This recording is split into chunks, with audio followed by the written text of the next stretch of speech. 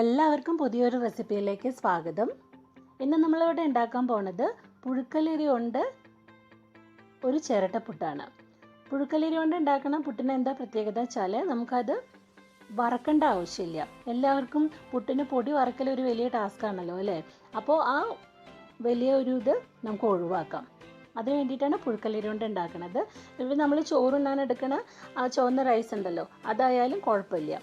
തലേ ദിവസം നമ്മൾ വെള്ളത്തിൽ ഇട്ട് വെച്ചിട്ട് പിറ്റേ ദിവസം രാവിലെ നീറ്റിട്ട് ഒന്ന് വാറാനായിട്ട് മാറ്റി വയ്ക്കുക. ഒരു 10-20 മിനിറ്റോളം വെള്ളം വാർന്ന് പോകാനായിട്ട് മാറ്റി വയ്ക്കുക. അപ്പോൾ അതൊരു ഡ്രൈനെസ് വരുമല്ലോ. അത് ഡ്രൈ ആയതിനു ശേഷം ഇപ്പം ഞാൻ കാണിച്ചില്ലേ, അതുപോലെ തരിതരിപ്പായിട്ട് നന്നായിട്ട് പൊടിച്ചെടുക്കുക. മിക്സിയുടെ ജാറിൽ പൊടിച്ചെടുക്കുക. എന്നിട്ട് ഞാനിതിൽ കുറച്ച് ജീരകവും ഉപ്പുമാണ് ചേർത്തിരിക്കുന്നത്. 2 ഗ്ലാസ് പൊടി എടുക്കുമ്പോൾ ഓൾമോസ്റ്റ് ഒരു 2 ഗ്ലാസ് തന്നെ വെള്ളം വേണ്ടി വരും.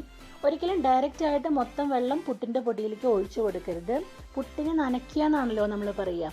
അപ്പോൾ അതുകൊണ്ട് നന്നായിട്ട് വെള്ളം കുറേശ്ശെ ഇട്ട് കൊടുത്തിട്ട് അരിപ്പൊടി നന്നായിട്ട് ഇങ്ങനെ നനച്ച് കൊടുക്കണം. ഇതാ കണ്ടോ, ഞാൻ കാണിക്കുന്നത് കണ്ടോ?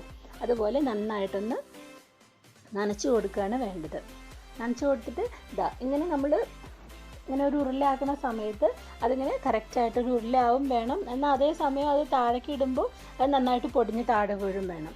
നമ്മൾ കൂടുതൽ വെള്ളം ഒഴിച്ച് കഴിഞ്ഞിട്ടുണ്ടെങ്കിൽ അതിനെ പൊടിച്ച് കഴിഞ്ഞിട്ടുണ്ടെങ്കിൽ അത് നന്നായിട്ട് പൊടിഞ്ഞ് താഴെ വീഴില്ല. അതിങ്ങനെ കട്ടയായിട്ട് വീഴും. അപ്പോൾ പുട്ടിലും ഉണ്ടാവും അതേ കട്ടകൾ. അങ്ങനെയാണ് പുട്ടിന് കട്ട വരുന്നത്. നമ്മൾ പൊടി നനയ്ക്കുമ്പോൾ കറക്റ്റായിട്ട് നനയ്ക്കാത്തതുകൊണ്ടാണ് പുട്ടിൽ കട്ടകൾ വരുന്നത്. അപ്പോൾ നനയ്ക്കുന്ന സമയത്ത് ഒന്ന് ശ്രദ്ധിച്ചാൽ മതി കേട്ടോ. അത് കഴിഞ്ഞിട്ട് ഇതാണ് നമ്മളുടെ ചിരട്ടപ്പുട്ടിൻ്റെ സ്റ്റീമർ. പണ്ടത്തെ കാലത്തൊക്കെ ചിരട്ടയാണ് ഉപയോഗിച്ചിട്ടുണ്ടായിരുന്നതാണ് കേട്ടിരിക്കുന്നത്. ഞാൻ കണ്ടിട്ടില്ല. പക്ഷേ ഇപ്പോൾ നമ്മൾ ചിരട്ടപ്പുട്ടിൻ്റെ സ്റ്റീമർ എങ്ങനെയാണ് ഉപയോഗിക്കുന്നത്. ഫസ്റ്റ് ഒരു ലെയർ ഞാൻ തേങ്ങ ഇട്ട് കൊടുത്തു. അതിനുശേഷം നമ്മൾ നനച്ച് വെച്ചിരുന്ന പൊടി വല്ലാണ്ട് കുത്തി നിറയ്ക്കൊന്നും വേണ്ട, ഒന്ന് ചെറുതായിട്ട് ഫില്ല് ചെയ്ത് കൊടുക്കുക. അതിൻ്റെ മുകളിൽ ഒരു ലെയറും കൂടി തേങ്ങ ഇട്ട് കൊടുത്തോളൂ. ആദ്യം തന്നെ കുക്കറിൽ വെള്ളം ചൂടാവാനായിട്ട് വെച്ചിട്ടുണ്ടായിരുന്നു. കുക്കറിൻ്റെ വിസിൽ നമ്മൾ റിമൂവ് ചെയ്യണമല്ലോ. അപ്പോൾ ആ വിസിലിൽ കൂടെ ആവി വരും. അങ്ങനെയാണ് ഈ സ്റ്റീമറിൽ സ്റ്റീം വന്നിട്ട് നമുക്ക് ചിരട്ടപ്പുട്ട് റെഡിയായിട്ട് കിട്ടുന്നത്. അപ്പോൾ ഇങ്ങനെയാണ് ചിരട്ടപ്പുട്ട് വീട്ടിൽ ഉണ്ടാക്കുക. വളരെ ഹെൽത്തി ആയിട്ടുള്ള നല്ലൊരു ബ്രേക്ക്ഫാസ്റ്റ് ഐറ്റമാണ്. എല്ലാവരും ഇപ്പോൾ വീട്ടിൽ ട്രൈ ചെയ്ത് നോക്കുക. എന്താ ഈ ചിരട്ടപ്പുട്ടിൻ്റെ പ്രത്യേകത എന്ന് വെച്ചാൽ ഇത് രാവിലെ ഉണ്ടാക്കി കഴിഞ്ഞിട്ടുണ്ടെങ്കിൽ വൈകുന്നേരം വരെയും ഇതേ സോഫ്റ്റ്നെസ്സിൽ തന്നെ ഇരിക്കും.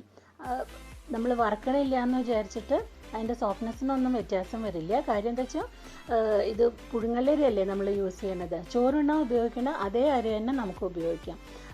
നമ്മൾ നാടൻ അരി കഴിക്കണവർക്ക് അതേ അരി തന്നെ തലേ ദിവസം ഒന്ന് വെള്ളത്തിലിട്ടിട്ട് പിറ്റേ ദിവസം അതൊന്ന് വാർന്നിട്ട് നന്നായിട്ട് പൊടിച്ചിട്ട് ഉണ്ടാക്കിയാൽ മതി. അപ്പോൾ എല്ലാവരും നിങ്ങൾ വീട്ടിൽ ട്രൈ ചെയ്ത് നോക്കണം. നിങ്ങളുടെ കമൻറ്റുകൾ അറിയിക്കണം. നിങ്ങളുടെ ലൈക്കും സബ്സ്ക്രൈബും തരുകയും വേണം.